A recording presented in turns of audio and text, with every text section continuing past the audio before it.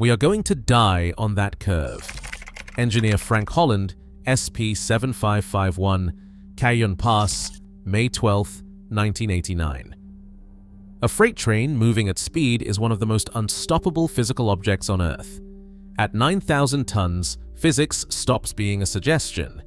The question is not whether the crew can stop it. It is whether anyone on the ground survives what comes next. These are the 10 times the gap between paperwork and physics nearly ended everything. A freight train weighing 9,000 tons is less a machine than a moving fact of nature. The arithmetic is simple, but the consequences are not. Kinetic energy, the force that must be tamed to stop a loaded train, follows a law that is both elegant and merciless. 1/2 the mass times the speed squared. Double the speed, and the energy does not just double, it quadruples. For a heavy freight at 25 miles per hour, the energy in play is already immense. At 50 miles per hour, it becomes nearly unmanageable, and on a grade, the math grows even less forgiving. Cajon Pass, with its 2.2% descent, adds a constant downward pull, 0.022 g, turning every extra ton into a liability the brakes must answer for, or else.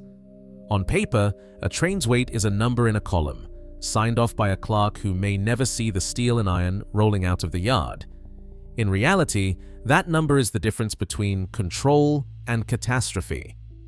The point of no return is not a dramatic phrase. It is a physical threshold. Once a train passes it, no amount of brake force can bring it back under control before the track runs out. The crew cannot know they have crossed it until it is too late.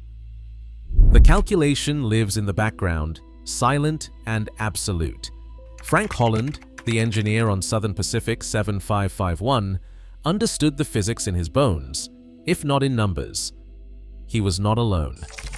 John Hosfeld, who would one day run down CSX 8888, knew the feel of a train that has moved past the point where human effort can matter. Both men trusted the paperwork, the gauges, the rules written by others. Both found themselves, at different moments, in the space where mass and speed stop being abstractions and become a countdown. There is nothing theoretical about the stakes. The brakes, the grade, the weight, each is a factor, but none can be ignored. When the paperwork says 6,000 tons, but the reality is closer to 9,000, the brakes are already outmatched before the descent begins. The margin for error is measured in seconds and feet, not in policy memos. The point of no return is crossed in silence, with no warning except the rising speed and the growing certainty in the cab that the numbers do not add up. This is not a story about bad luck or single mistakes. It is the story of physics enforced, of a system that treats numbers as suggestions, and of crews left to face the consequences when the math is wrong. The laws that govern these trains do not care about intent or effort. They care only about mass, speed, and the truth written in steel and gravity. Every year, the American rail network moves 1.6 million freight car trips. These are not abstract numbers, but hard events counted by the Association of American Railroads. The scale alone frames the margin for error.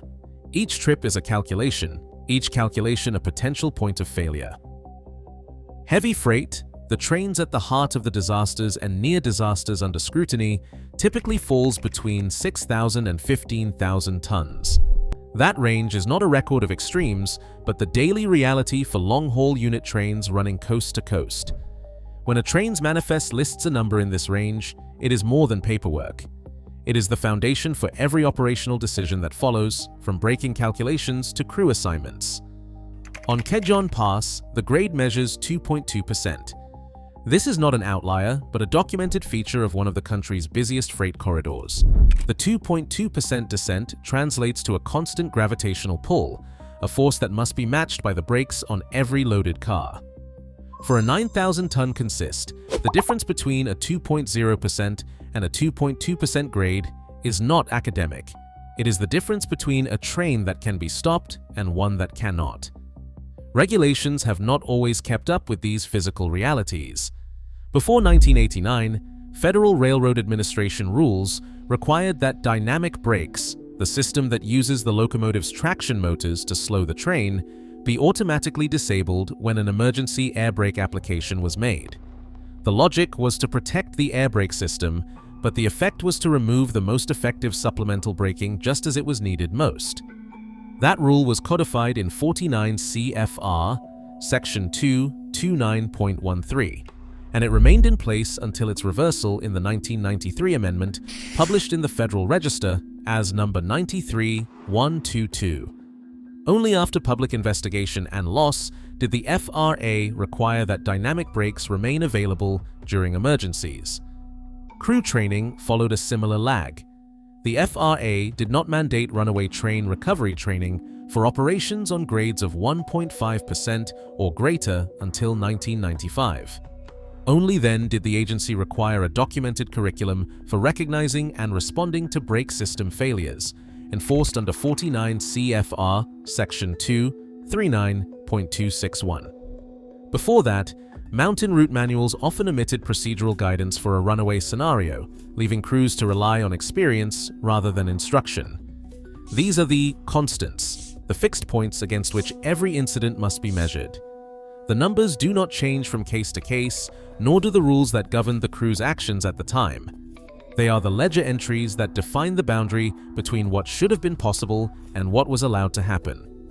From here, the story moves from paper to pattern, as the gap between documented procedure and physical fact becomes the recurring character in every near miss and catastrophe that followed. Granite Canyon, Wyoming, October 2018. Union Pacific train MGRCY04, more than a mile long, descended toward Cheyenne with 3 locomotives and 105 cars.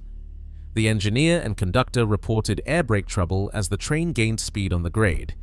A full-service brake application did nothing. When the emergency brake was pulled, the command never reached the end-of-train device.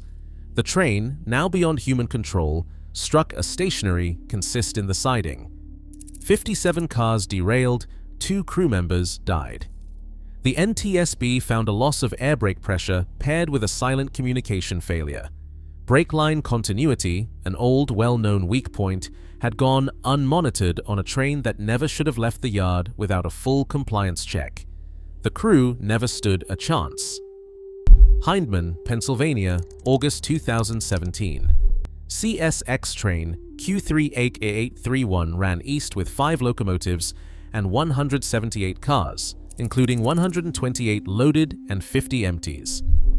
3 tank cars ruptured in the derailment, spilling hazardous liquids and igniting a fire that damaged homes. Nearly 1,000 residents were evacuated, but there were no fatalities. Investigators traced the cause to handbrakes applied on empty cars at the head of the train, creating a force imbalance. Wheel tread buildup on a lead car magnified the effect. The NTSB report described a chain of procedural oversights, improper handbrake use, missed warning signs, and an operating culture that treated paperwork as sufficient evidence of safety.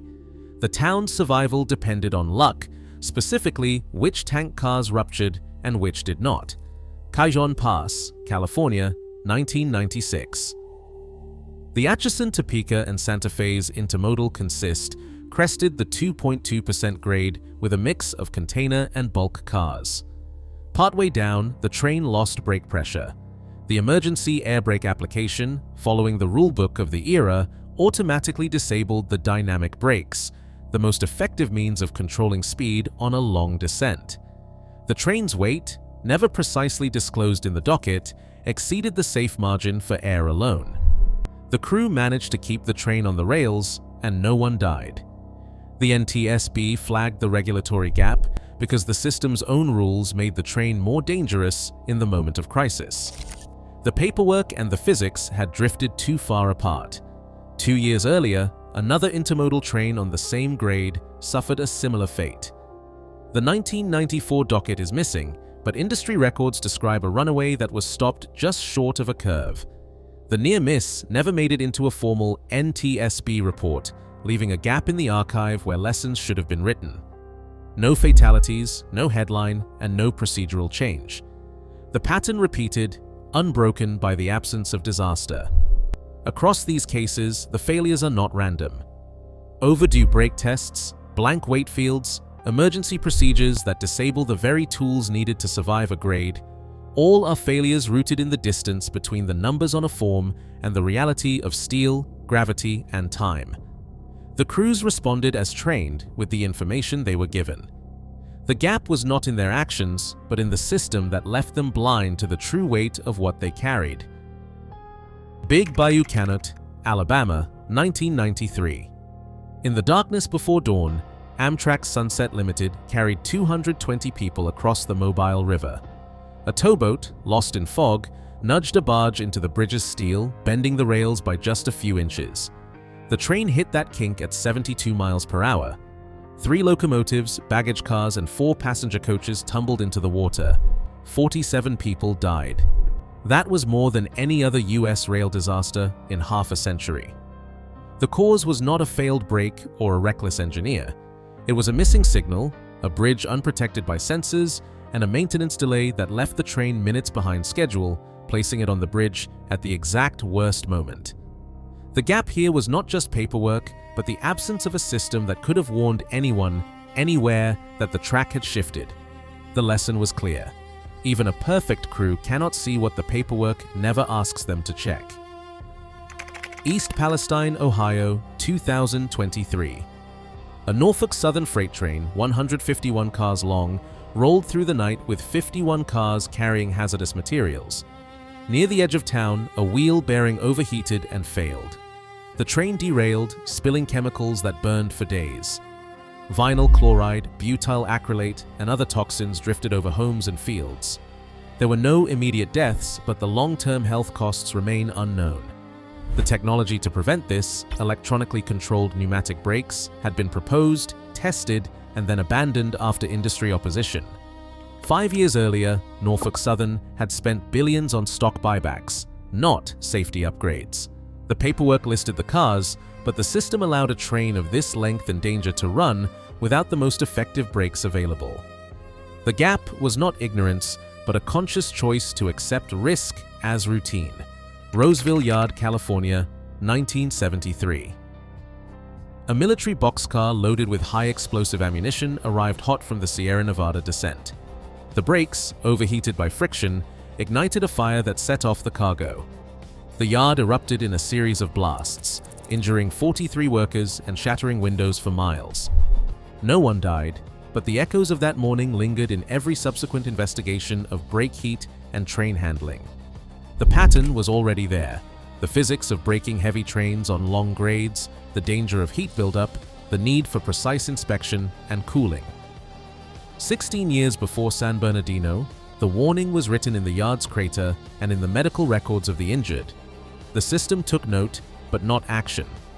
Each of these events, whether caused by a bent rail, a failed bearing, or a brake overheated to ignition, exposed the same flaw. The paperwork measured what was easy, not what was essential. The rules lagged behind the risks. The crews did what they could. The system gave them too little to work with. In every case, the margin for error was erased not by a single mistake, but by a sequence of absences, missing data, missing signals, missing mandates. The cost was measured in lives, landscapes, and years of aftermath. The warnings were not hidden, they were simply not read. May 15th, 2001. CSX 8888, a 47-car freight loaded with 2 tankers of molten phenol, slipped out of Stanley Yard in Ohio, unmanned. The dead man's switch, disabled for switching, left nothing to stop the train as it picked up speed, 51, then 66, then 80 miles per hour through small towns. Police tried to shoot the fuel cutoff. The bullet bounced off. Portable derailleurs, as the event recorder later confirmed, never stood a chance against 6,500 tons of momentum. Only John Hosfeld, sprinting beside the Runaway, managed to climb aboard at 12 miles per hour and bring it to a halt with dynamic brakes. The NTSB called Hosfeld's act heroic, but the final report cut deeper. It described a system that allowed a train to run without automatic safeguards and a culture that treated the dead man's switch as optional. The event recorder's data, not just bravery, forced regulators to rethink runaway prevention. 7 years later in Chatsworth, California, there was no last-minute rescue. A Metrolink engineer missed a red signal while texting for 22 seconds. The collision with a Union Pacific freight killed 25 and injured 135. Positive train control, a technology long recommended by the NTSB, could have prevented it. The law mandating positive train control passed just weeks before, but it was not yet in place. The warning was clear, the technology ready, but the mandate arrived only after lives were lost. In both cases, the real difference was not human heroics, but whether the system closed the gap between what could be done and what was required. Southern Pacific 7551 began its descent into San Bernardino with a promise on paper, 6,151 tons, certified and signed. The reality was closer to 9,000 tons. The margin, nearly 3,000 tons, was not a rounding error, but the result of a blank field filled by estimate, not measurement. In the cab, Frank Holland and his crew trusted the manifest. 3 of the 6 locomotives had dynamic brakes that would not respond, a fact buried in maintenance logs but invisible to the engineer. The remaining units, already strained, were all that stood between control and freefall. As the train gathered speed on the 2.2% grade, Holland called for a full-service air brake. The pressure dropped, but the mass behind him did not. When the rear helper applied the emergency brake, the system, by federal rule, cut power to the last working dynamic brakes. Braking force fell to the air system alone. Heat built in the wheel sets, steel expanding until the flanges could no longer hold the rails. The event recorder captured the numbers. Speed rose through 50, 70, and 90 miles per hour. At 105 miles per hour, the train left the track, plowing through 7 homes and rupturing a petroleum pipeline. 4 crew members and 2 residents died. The NTSB's docket RAR 9002 cleared the crew of blame. Holland had done what the rules allowed with the information he was given. In the words he was heard to say as the curve approached, "We're going to die on that curve." The disaster was not a surprise. It was the outcome written in the gap between a clerk's estimate, a maintenance log, and a rulebook that turned a missing number into a verdict. The physics had the last word.